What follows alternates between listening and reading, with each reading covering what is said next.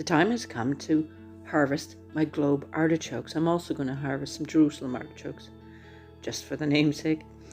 Anyone who's followed me probably has noticed that I've gone on a bit about my globe artichokes.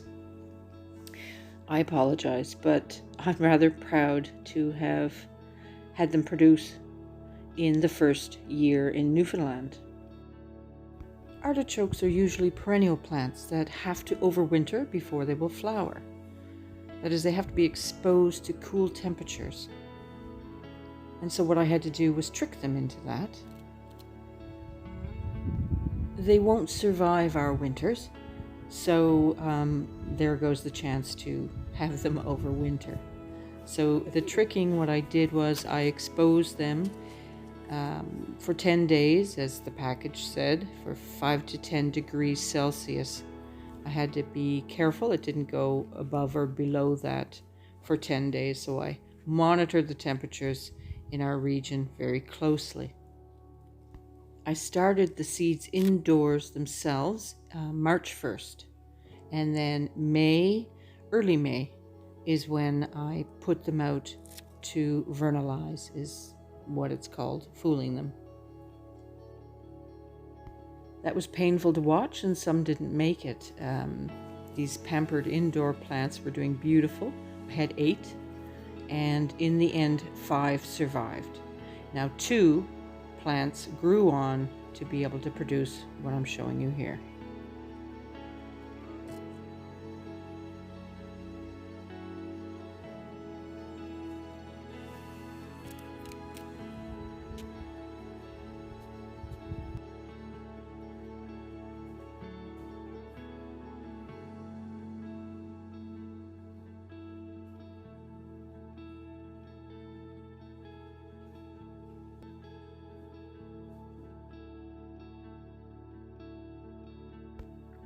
Once the plant shoots up the main flower, the bigger, larger ones you see here, it also sends out more smaller pups, I call them, and I've left the plants outside because they will continue to, but these ones were starting to open, so I've pulled those also. If you're intending to eat it and not see the gorgeous flower that it produces, then you have to make sure you cut them off in time.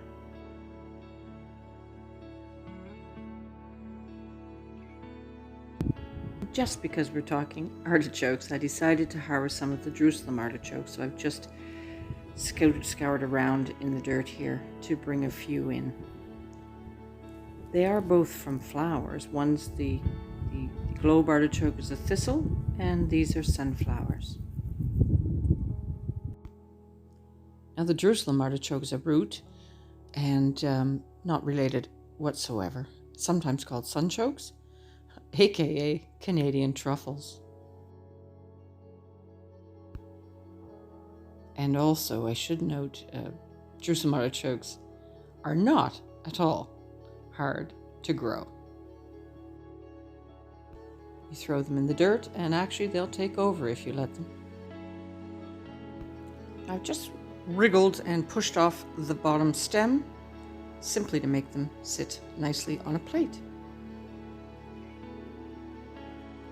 Now I'm just going to steam these. There are many ways to prepare them, and you can boil them, but I'm steaming them just because it's easy. And you can also trim off the tops, which you'll probably see in many magazines or in restaurants. They cut the top off, and then they trim these because of supposed thistles, the prickles.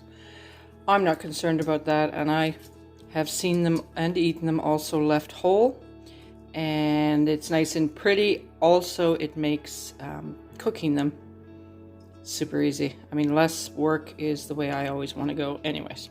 So I'm going to steam those for 40 minutes to an hour. I'm going to check them, and what I'm going to do is stick a knife through the center and check some of the outer leaves to make sure that they're done. You don't want to overcook them either because they can fall apart, so I'll probably come and take these small shoots a little earlier. As for the Jerusalem artichoke, since I've pulled them, I also went into the dirt outside and grouted around for some of the purple Peruvian fingerling potatoes, and I'm going to simply roast these with olive oil, some of my dried thyme, sea salt, a bit of pepper. I made an easy vinaigrette for the globe artichokes dipping, and I put a little squeeze of lemon, a creamy Dijon, salt and pepper, some of my own apple cider vinegar, and olive oil. Shake and you're good to go. I especially wanted to grow these for the fond memories of dining out with my parents. Now I won't do a close-up of me pulling these through my teeth to remove that soft, pulpy center of the petals, but boy, were they yummy. And yes, it brings back those wonderful memories of my parents dining out. And when you get to the middle, here's the piece de la resistance, the center. I've just pulled all the leaves off to hurry the process as I'm going through here. This is the inedible part, which will make you choke. So you just, this is the, I don't know what you call it, the fibers. So you just scoop that out with a spoon. I'm going to put the camera down and show you what's left. There we go. Scoop it out easily, and you're left with this beauty to cut up and dunk in your sauce also. So reliving memories, making memories. Life is great. Have a great week. Take care.